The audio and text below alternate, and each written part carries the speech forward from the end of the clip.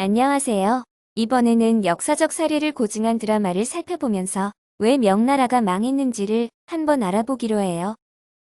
명나라 말기의 희종은 궁중암투에 질려서 그런지 정치는 관심 없고 오직 목공일에만 몰두합니다. 그리고 정치나 정무적인 업무는 환관 위충현에 모두 맡겨요. 그래서 그런지 아무리 황제의 동생이라고 해도 환관에게 절절맵니다.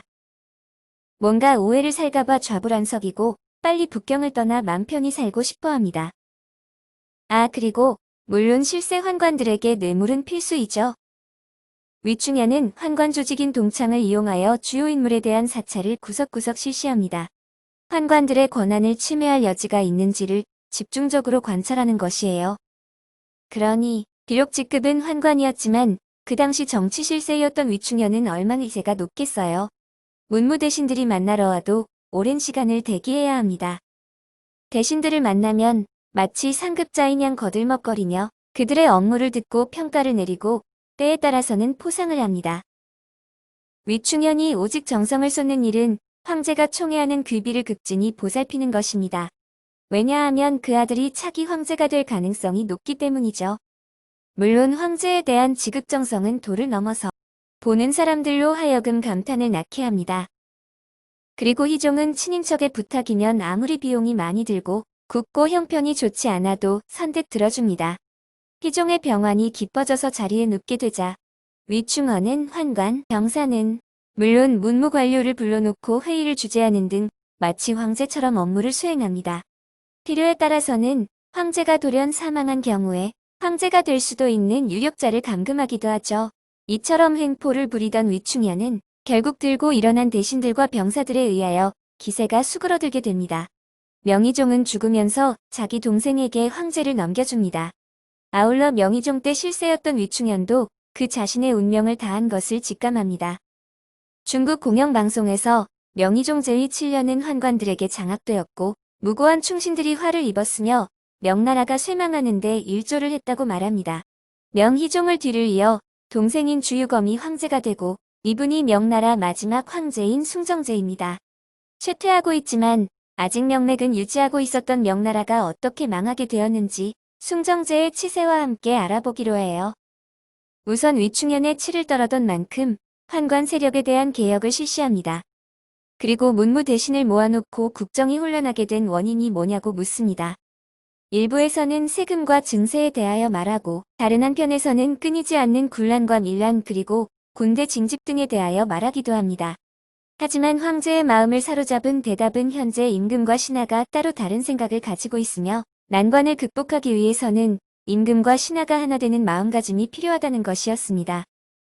언뜻 듣기엔 올바른 것 같아 보이지만 다양한 사건 사고마다 동일한 시각을 가질 수 있는지 그렇게 동일한 생각을 하는 것이 과연 옳은 것인지는 의문입니다.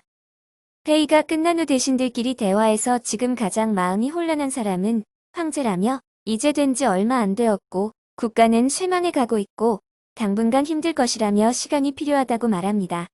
즉 황제가 국정논란을 물어봤는데 사실은 자신의 마음이 불안한 원인을 물어본 것이고 거기에 맞는 대답을 한 것이라고 말합니다. 이미 이때부터 황제의 마음을 사는 게 중요하다고 본 것이죠. 밤늦게 국경을 지키고 있던 군인 오삼계가 찾아와 약 10개월 동안 군 월급과 양식이 제때에 제공되지 않아 군부대에서 반란이 일어났고 국경 건너 만주에서는 황태극이 주위 세력을 통합해 청나라를 세우고 황제라고 칭한다고 보고합니다. 황제는 당연히 노발대발하고 대신들에게 어찌된 일이냐며 따집니다. 대신들은 갈수록 세금은 안 들어오고 재정 상황이 열악해 어쩔 수 없었다고 말합니다. 이런 와중에도 문제 해결에 노력하기보다는 정부 재정 담당 대신과 병무 담당 대신이 서로의 잘못을 따지며 책임 공방을 벌립니다. 보다 못한 군인 오삼계가 황제의 비자금 사용을 요구합니다. 황제는 처음에는 사금고가 있다는 말은 유언비어라며 단호히 부인하지만 사금고에 남아있는 잔액을 알아보고 충분한 금액이 있음을 압니다. 하지만 군인이 요구한 금액의 딱 절반 정도만 지원합니다. 그러면서 군 반란을 처리하라고 하죠. 국경의 황태극 지금 우리가 알고 있는 청태종이 등장한 만큼 그에 상응하는 군 통솔자가 필요한데 누가 갔으면 좋겠냐고 묻고 거기는 사지라 다들 가기 싫어한다고 합니다. 하지만 국경을 지키고 있던 군인 오삼계가 원숭환을 추천합니다. 일부 대신들은 원숭환이 붕당 정치에 가담했었던 인물이라며 반대합니다. 원숭환이 요동 지역을 오랫동안 관할했었고 누구보다 만주족을 잘 알며 용병술에 뛰어나다는 말에 황제는 요동 지역 통솔자로 원숭환을 임명하기로 결정합니다. 군인들이 농성 중인 영원성에서는 오삼계가 군인 월급을 가지고 온다는 말에 기대감이 한껏 고조됩니다. 하지만 바라던 금액의 턱없이 부족함을 알고 다들 실망을 합니다. 실망감에 격렬한 항의도 합니다. 이러한 대립 속에서 오삼계가 기지를 발휘하여 반란 세력의 불만을 누그러뜨립니다. 그리고 이렇게 넘어온 반란 세력에 대해서는 관용을 베풀어 달라고 황제 경희대장에게 간청을 합니다. 하지만 황제의 밀령에 따라 부득이하게 제거해야 한다고 경희대장이 말합니다. 결국 반란 세력들은 처형당하기 위해 한자리에 모이게 되고 오삼계는 모두 처형당해서 죽기보다는 생존을 위해서 서로 죽일 때까지 끊임없는 싸움을 계속하도록 지시하고 그렇게 하여 살아남은 53명에 대하여는 오삼계가 직속 부하로 편입합니다. 황제는 경희대장에게 어떻게 처리되었는지 경희를 묻습니다. 경희대장은 황제가 내려주신 급료에 모두 만족을 하고 황제가 있는 곳을 향하여 절했으며 주모자급들은 죄를 뉘우치고 자살했다고 합니다. 그리고 오삼계는 별로 한 일이 없고 오직 황제의 급료와 은총만이 해결할 수 있는 방법이었다고 하고 황제는 그 대답에 대단히 흡족해합니다. 이것으로써 얼마나 숭전제가 현실 감각이 떨어지는 인물이며 올바른 보고보다는 자신의 입맛에 맞는 보고를 좋아하는지 알 수 있어요. 황제임에도 타인으로부터 칭송을 받기 바라고 자신이 빛나기를 바라는 인물인지를 알 수 있습니다. 물론 그런 엉터리 보고는 주요 인물의 동정을 살피고 있는 환관 세력까지 속일 수는 없었고 환관 세력에 의하여 이용당하게 됩니다. 과연 희종 때와 달라진 게 있는지 의심스럽네요. 황제는 원숭환을 동북아 지역 군 통솔자로 지명하고 원숭환은 요동 지역을 5년 내로 평정하도록 하겠다고 공언합니다. 황제는 본인이 원하는 대답을 얻었기에 매우 흡족해합니다. 원숭환이 총독으로 임명되자마자 청나라 군대가 쳐들어옵니다. 청나라 군대와 싸우던 아군이 궁지에 몰리게 되자 다들 지원군을 보내야 한다고 말했으나 원숭환은 이것은 청나라의 매복작전에 말려드는 것이라고 반대합니다. 하지만 아버지를 구하기 위해 오삼계가 정예부대를 데리고 전선에 뛰어듭니다. 성태종 황태극은 이미 이번 작전은 원숭환이 넘어오지 않음에 따라 실패한 것을 직감하고 앞으로 원숭환이 있는 한 요동지역 정벌은 쉽지 않을 것임을 알게 됩니다. 그러면서 전쟁 중에 만난 오삼계에게 친화조약 체결에 대해 언급하고 원숭환에게 본인의 뜻을 전달하라고 합니다. 비공식적으로 화친조약을 전해 들은 원숭환은 끊임없는 전쟁은 모든 것이 황폐화되고 한계가 있다고 하면서 때에 따라서는 화친조약도 필요하다고 말합니다. 지금 나라가 어려운 만큼 화친을 맺고 10년간 국력 향상에 힘을 쏟은 후에 국력이 회복되면 그때 전쟁을 일으키는 것이 맞는 것 같다며 자신의 생각을 말합니다. 오삼계의 부친은 원숭환이 조정에서 쫓겨난 것은 붕당 정치 때문이 아니라 소극적인 전쟁 태도였다면서 너는 어떠한 경우에도 주전파에 서야 한다고 조언합니다.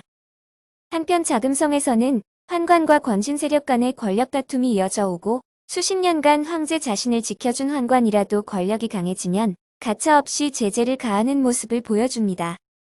청태종은 공식적으로 화친조약 체결을 원하는 문서를 원숭환에게 보내고 원숭환은 화친조약의 전제 조건을 지금의 황제는 받아줄 수 없을 것이라며 거부 의사를 명기해 청태종의 문서와 함께 황제에게 보냅니다.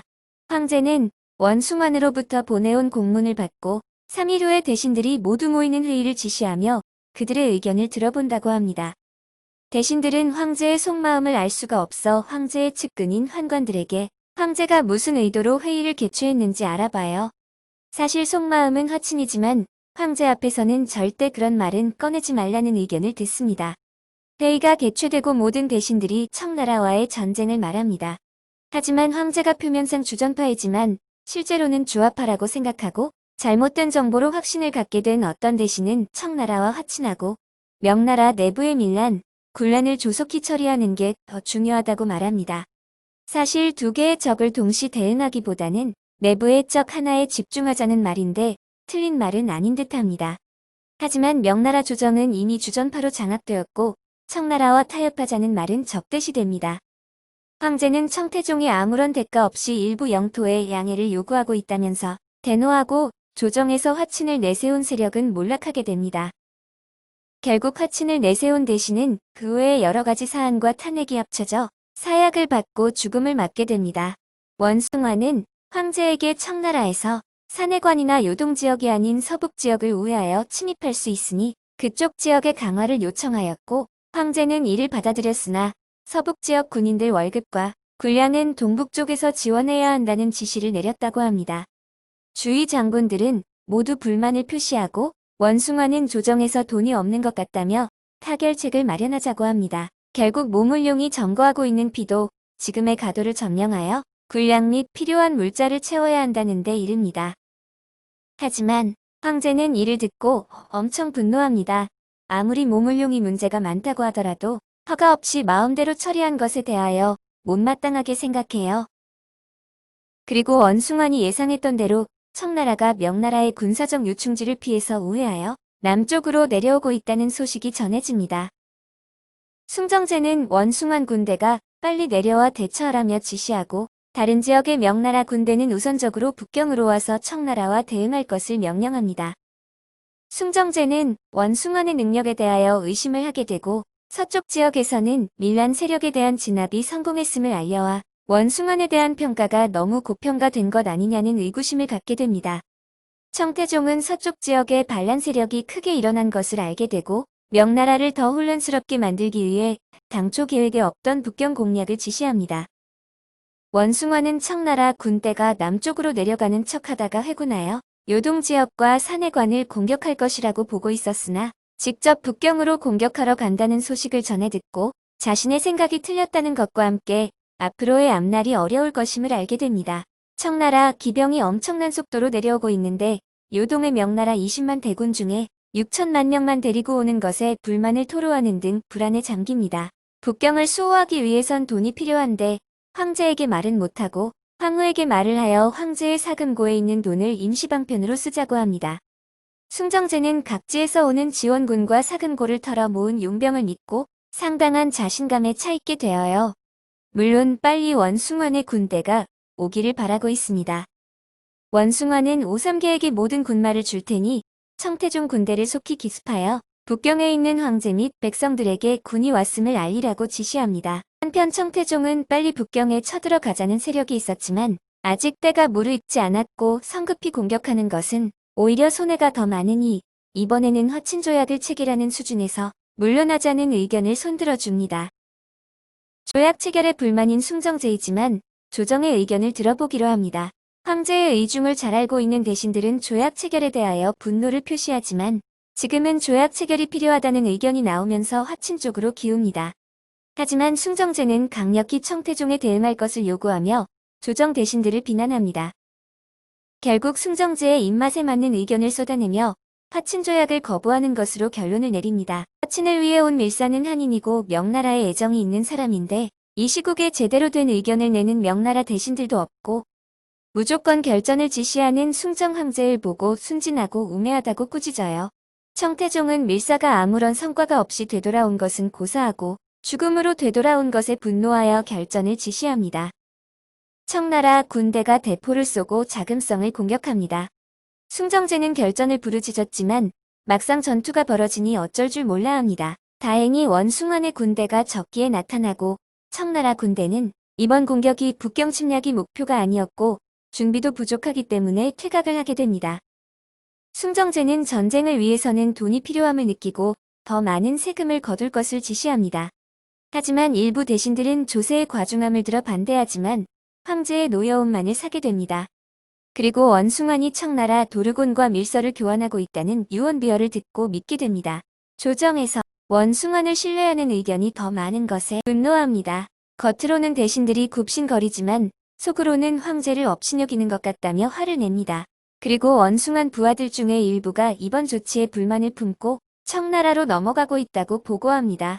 군대의 민심이 흉흉해지고 어지럽게 되자 원숭안을 처형하기에 이릅니다. 능지형이라고 가장 혹독한 처벌인데 숭정제의 원숭안에 대한 불신과 황제인 자신보다 원숭안을 더 믿고 따르는 사람들이 많은 것에 대한 불만을 알 수 있을 것 같습니다. 명말 최고의 장수가 사라졌고 숭정제 체제를 지킬 수 있는 버팀목이 쓰러졌다고 평가하고 있네요. 숭정제는 원숭한 죽음으로 부족한지 상소를 올렸던 신하들을 불러놓고 한마디 하라고 합니다. 당연히 잘못했다고 말하고 황제는 원숭환과 친밀했던 오삼계에게도 묻습니다. 오삼계는 원장군은 모슬럼이고 죄질이 무겁다고 말합니다. 이처럼 신하와 대신들을 가혹하게 다루니 믿고 따른 사람들이 없는 것은 당연하다고 하겠네요. 한편 농민의 병군은 곡물창고를 털어 식량을 나누어주고 백성들의 민심을 사면서 갈수록 세력을 확장합니다. 그러던 중 명나라 태조를 모시는 종묘가 농민의 병군에게 넘어가고 하가치민 숭정제는 대대적인 숙청을 실시합니다. 결국 주요 대신들이 비밀리 회동하고 대책을 논의하게 됩니다. 군신 간의 신뢰는 사라진 지 오래되고 생존을 위한 대응만이 남은 셈입니다. 숭정제가 신하들에게 직언을 하라고 하는데 아무도 말을 못합니다. 그러던 중 신하 한 명이 나서서 국정의 무능력으로 인해 민심 불안, 민생 군필이 생겼고 먹을 것이 부족하며 백성들이 안심하고 살아갈 수 없다고 말합니다. 지금은 청나라보다도 내치에 힘써야 할 때라고 말합니다. 대신들에게 직언하라고 말했지만 듣기가 불편한지 숭정제의 안색이 확 변합니다. 농민의 병군들이 기세 좋게 각지를 점령하며 명나라를 위협합니다. 명나라에서는 지략이 풍부한 홍승주를 장군으로 임명하고 농민 반란을 진압하려고 합니다. 홍승주의 명나라군은 처음에는 물러나는 척하면서 방심을 유도하다가 결정적 순간에 농민군을 진압하는 데 성공합니다. 다만 가장 주의의 대상이었던 이자성을 잡는 데는 실패해요. 홍승주는 5만 명을 지원해준다면 산시성 내에 있는 농민 반란군을 토벌할 수 있다고 말합니다. 하지만 숭정제는 청나라 군대가 더 위협적이라고 말하고 홍승주가 나가서 싸울 것을 지시합니다. 숭정제는 부족한 군자금을 지원해주기 위해 사금고를 내놓을 생각을 합니다. 하지만 금고의 잔액은 이전의 10분의 1밖에 되지 않는 열악한 상황이었습니다. 결국 신하들이 자진해서 기부하기를 독촉하나 다들 꺼려합니다. 홍승주는 청나라와 전투에서 초반에 승기를 잡고 승승장구합니다. 승기를 타고 청태종에게 화친을 요구합니다. 청태종은 어떤 조건이든 다 들어주겠다며 이제야 명나라가 청나라를 인정하는 것 같아서 기분이 좋다고 합니다. 하지만 청태종은 겉으로는 화친을 들어주는 척하면서 군대를 모아두었다가 새벽에 홍승주가 거주하는 지역을 기습합니다. 불의의 일격을 맞은 명나라군은 패배하고 홍승주는 사로잡히게 됩니다. 홍승주의 패배는 숭정제에게 쇼크를 주고 화친을 믿으며 청나라와 손잡으려고 했던 세력은 배신자라고 낙인 찍힙니다. 한편 붙잡힌 홍승주는 예상치 못한 청태종의 극진한 환대를 받으며 어쩔 줄 몰라 합니다. 홍승주는 청태종의 태도를 보면서 명나라의 멸망은 피할 수 없고 청나라의 부흥은 필연이구나 하는 생각을 하게 됩니다. 세력을 확장하던 농민군은 숭정제 17년에 이르러 시안을 점령하고 국호를 대순이라 이름 지으며 연호를 영창이라고 하면서 80만 대군을 이끌고 북경으로 쳐들어갑니다. 홍승주는 청태종과 대면하는 자리에서 이자성의 농민군이 곧 북경에 진입할 것이지만 체계가 없는 군 조직이라 한계가 있으며 천하를 얻고 싶다면 명나라의 대군을 보유하고 있는 오삼계를 청태종 편으로 만들어야 하며 그렇지 못할 경우는 힘들어질 것이라고 말합니다. 숭정 17년 3월 17일 이자성 군대는 북경 공격을 시작합니다. 많은 대신들이 지금은 정세가 안 좋은 만큼 부득이하지만 남경으로 천도할 것을 숭정제에게 건의합니다. 하지만 숭정제는 거절하면서 완고하게 북경을 고집합니다. 그리고 숭정제는 북경 시민과 대신들이 돈을 걷어 군자금을 마련해야 한다고 하지만 이미 지난 10여 년간 세수 증가로 백성들은 무일푼이며 대신들도 마찬가지 상황이라고 알립니다. 그만큼 숭정제의 현실감은 너무 많이 떨어져 있는 상황이라고 하겠습니다. 청나라에서는 청태종이 돌연사를 하고 청태종의 아들과 이복 형제인 도르곤이 권력을 다투고 그 와중에 어부지리로 청태종의 9번째 아들인 6살 된 복림이 청왕제 자리에 오르게 됩니다. 이자성의 농민군이 북경 진입을 목전을 둔 상황에서 숭정제는 회의를 소집했지만 어느 누구도 오지 않았고 자금성 내에는 각자 살기 위해 뿔뿔이 도망치는 사람들밖에 없는 상황이 됩니다. 오히려 많은 관료들이 농민군에 투항하게 됩니다. 숭정제는 요행히 농민군을 피해 자금성에서 도피하는 데 성공했지만 자금성이 내다보이는 경산에서 앞으로 자금성에 되돌아갈 수 없음을 깨닫고 자결하게 됩니다. 숭정제에 대해서는 여러 평가가 있고 의견이 분분합니다. 마지막 황제로서 할 만큼 했다는 의견도 있는데요. 드라마에서는 다소 과장이 있었지만 우선 너무 현실감이 떨어지는 판단력이 문제입니다. 예를 들면 전쟁에서는 너무 많은 준비가 필요한데 이를 무시하기도 하고 다그치는 경우가 많았습니다. 그리고 드라마에서처럼 청나라가 화친을 고민했다면 무조건 결전을 외치기보다는 많은 사람들이 지적한 것처럼 화친을 동호하고 내부의 불만 세력을 잠재울 필요가 있었어요. 국내에 모두 불안정한 상태는 결국 명나라가 존속하는 데 불안 요인이 되었습니다. 아울러 듣기 좋은 말만 들으려 하고 자신과 상반되는 의견에는 쉽게 짜증내는 성격은 자기 고립만을 가져오고 편향된 사고를 더욱 굳게 했던 것 같습니다. 마지막으로 자기에겐 관대하고 남에겐 엄격한 이중잣대와 과도한 의심은 명나라 말기 최고 장군으로 여겨지는 원숭안을 헛되이 죽게 만드는 과오를 낳았으며 명나라 수명을 단축시키는 요인이 되었습니다. 드라마는 2003년에 만들어진 강산풍우정이고 일부 내용은 각색했지만 주요한 내용은 역사적 사실에 기반을 둔 드라마입니다. 드라마 속 숭정제를 보면서 많은 것을 느끼게 되었어요. 이상으로 마치겠습니다. 끝까지 시청해주셔서 감사합니다.